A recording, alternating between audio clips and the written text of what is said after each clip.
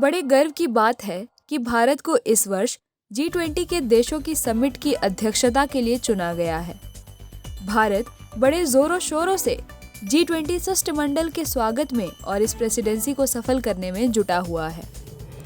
क्या महत्व है इस अध्यक्षता का और क्यों भारत अपने सारे संसाधन लगाकर इसे सफल करने के लिए प्रयत्नशील है? उससे पहले आइए जानते हैं G20 के बारे में। G20 की स्थापना 1999 में हुई थी।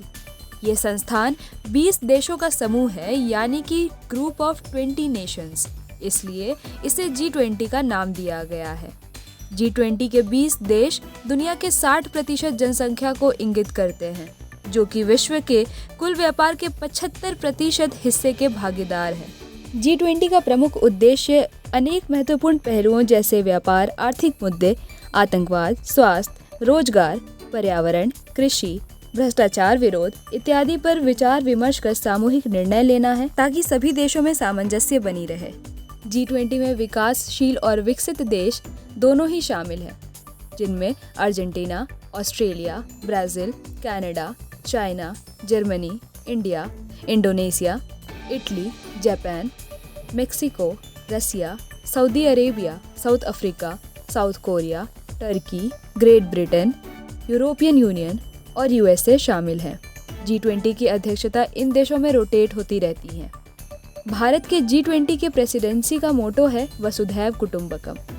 बहुत ही स्वर्णिम अवसर है ये भारत के लिए, जब हमारे देश को अपनी संस्कृति से पूरे विश्व को रूबरू कराने का मौका मिला है। दुनिया के उभरते हुए विकासशील देशों में भारत को देखा जाएगा।